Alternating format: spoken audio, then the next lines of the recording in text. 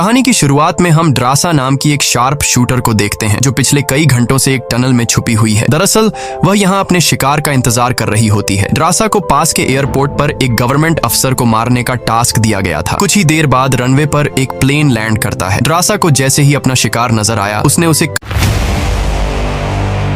कई किलोमीटर दूर से एक ही शॉट में खत्म कर दिया। ड्रासा अपना ये काम इतनी बारीकी से अंजाम देती है कि वहाँ पर मौजूद गार्ड्स को पता ही नहीं चलता कि गोली किसने और कहाँ से चलाई। मिशन कंप्लीट करने के बाद ड्रासा अपनी माँ की कब्र पर जाती है, जहाँ उसका फादर पहले से ही मौजूद होता है। यहाँ हमें ड्रासा के बारे में एक और बात मालूम होती है कि जब भी वह किसी को अपनी राइफल से मारती है तो उस बुलेट के कवर को अपने पास रख लेती है और फिर वह इन बुलेट कवर्स को अपने पिता को सौंप देती है। दरअसल ड्रासा एक कॉन्ट्रैक्ट किलर थी, यानी वह पैसों के लिए लोगों को मारा करती थी और अब तक कई लोगों को मार चुकी थी। इसे लोगों को मारना तो बिल्कुल अच्छा नहीं लगता था, लेकिन अब यह काम उसका पेशा बन चुका था। इसलिए ड्रासा उन बुलेट्स के कवर्स को अपने फादर को पकड़ा देती, जिससे उसका दुख थोड़ा कम हो जाता। ड्रासा अपने पिता को बताती है कि मुझे एक और नया प्रोजेक्ट मिला है जो पूरे 1 साल तक चलेगा। शायद इस दौरान मैं आपसे मिल नहीं पाऊंगी। जिस पर ड्रासा के फादर जवाब देते हैं, तुम हर साल आती हो और मुझे कुछ गोलियों के कवर पकड़ा देती हो, मगर अगले साल ऐसा नहीं होगा। मेरा कैंसर का लास्ट स्टेज चल रहा है, मेरे पास अब ज्यादा वक्त नहीं बचा और अगर आने वाले दिनों में मेरी मौत नहीं हुई तो मैं खुद 14 फरवरी वैलेंटाइंस डे पर अपनी जिंदगी खत्म कर लूंगा, क्योंकि अब मेरे पास जीने की कोई वजह नहीं है। तुम्हारी माँ भी मर चुकी है और तुम भी अपने काम के चलते साल में 1-2 बार मुझसे मिलने आती हो, इसलिए हो सकता है ये हमारी आखिरी मुलाकात हो। ये सुनकर ड्रासा की आंखें भर आती हैं। अब यहाँ सीन शिफ्ट होता है और हम देखते हैं इस कहानी के दूसरे लीड कैरेक्टर लेवाई को। लेवाई की जिंदगी बिल्कुल भी ठीक नहीं चल रही थी। उसे अक्सर भयानक सपने आते थे और नींद उसकी आंखों से कोसों दूर चली जाती थी। एक रात जब उसकी आंख बुरे सपने से खुलती है तो लेवाई अपने घर से बाहर निकलकर समुद्र के किनारे पर आता है। यहाँ उसे थोड़ा बेहतर महसूस होता है